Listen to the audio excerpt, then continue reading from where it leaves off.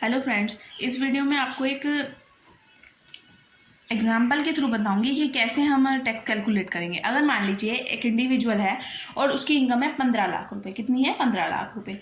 और मैं अगर एक नॉर्मल पर्सन के केस में भी बताऊंगी, सीनियर सिटीजन के केस में बताऊंगी और सीनियर सिटीजन के केस में भी बताऊंगी आपको कैसे टैक्स कैलकुलेट करना है।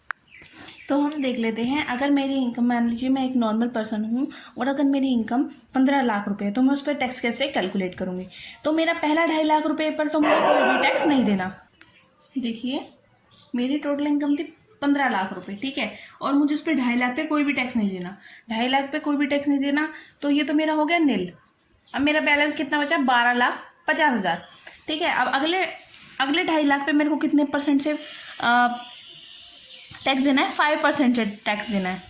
अगर हम 2.5 लाख पर 5% से अगर हम टैक्स निकालें तो ये हमारा बैठता है 12,500, ठीक है। अब हमें ये 5 लाख हो गया पूरा। अब हमें क्या करना है? On next 5 lakh. 5 लाख पर हमें कितने परसेंट से टैक्स देना है? 20% से, ठीक है। अगर 5 लाख का 20% अगर हम निकालें तो ये होता है 1 लाख। कितना होता है?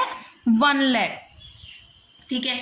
अब इसमें से मैंने क्या करा, मेरे 12,50,000 बचा था, इसमें से मैंने 5 लाख रुपए का और कर दिया माइनस टैक्स। कितना बचा? 7,50,000। तो जो ऑन बैलेंस बचा हमारे पास, कितने का बचा था? 7,50,000 का। उस पर हमारा कितनी रेट से टैक्स लगेगा? 30% के रेट से हमें टैक्स देना होगा, जो कि हमारा बनेगा 1,50,000। तो जो टोटल टैक्स हो जाएगा हमारा, हो जाएगा 2,62,500। अगर आप एक बार नोट्स बनाते जाइए मेरे साथ के साथ, अगर आप नोट्स बनाते जाएंगे तो आपके लिए इजी हो जाएगा। अगर आप स्क्रीनशॉट लेना चाहते हैं तो वो आपकी मर्जी है, ठीक है, पर उसको संभाल के रखिएगा पेपर के लिए, ठीक है। अब मेरा जो था, मैं एक नॉर्मल पर्सन थी। नॉर्मल पर्सन के केस में मेरी अगर टोटल इनकम 15 लाख रुपए है तो उस पर मेरा टैक्स बनता है 2,62,500। बट ये अभी क्या है? ग्रॉस टैक्स है, ये नेट टैक्स नहीं है, ठीक है। ये क्या है? ग्रॉस टैक्स है। अब मैं देखती हूँ, अब मैं केस लेती हूँ सीनियर सिटीजन के केस में। अगर मैं एक सीनियर सिटीजन हूँ, 60 से 80 ईयर्स की कैटेगरी में आ रही हूँ, मेरी अगर टोटल इनकम 15 लाख रुपए है तो मुझे उस पर कितना टैक्स देना होगा? पहला 3 लाख तो क्या है? नील है। ऑन नेक्स्ट, अब यहाँ पे मुझे 5 लाख पूरे करने, तो 3 लाख यहाँ हो गए, तो 2 लाख पर कितने परसेंट से मुझे टैक्स देना होगा? 5% से। कितना बनता है? 12,500। अब कितना बचा? देखिए, 15 लाख में से मैंने 15 लाख रुपए थे, उसमें से मैंने 3 लाख रुपए तो नील था। कितना हो गया? 12 लाख।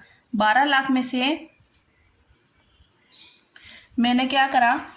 2 लाख रुपए पे और टैक्स दे दिया, तो कितना हो गया? 10 लाख रुपए। 10 लाख रुपए पे अब मेरे को कितने परसेंट से ब्याज टैक्स देना है?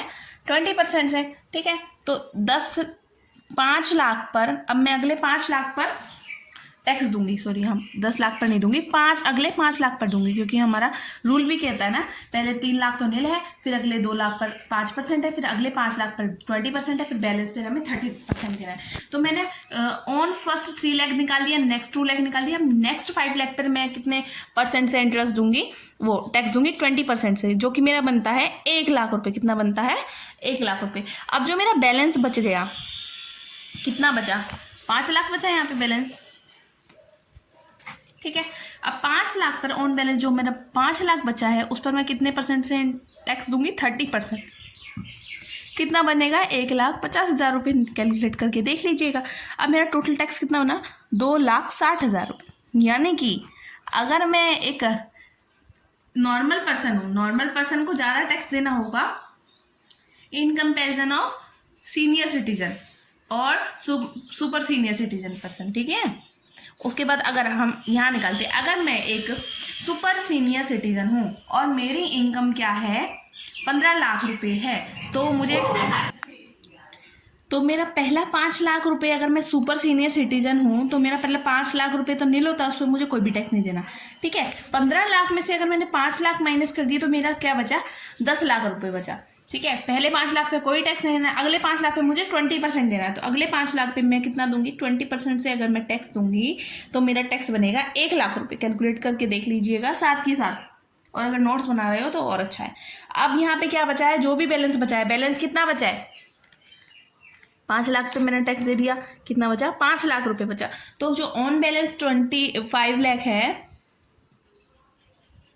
बैलेंस लिखिएगा, उस पर कितने परसेंट से देना है, 30% से, जो कि बनेगा 1,50,000 रुपये।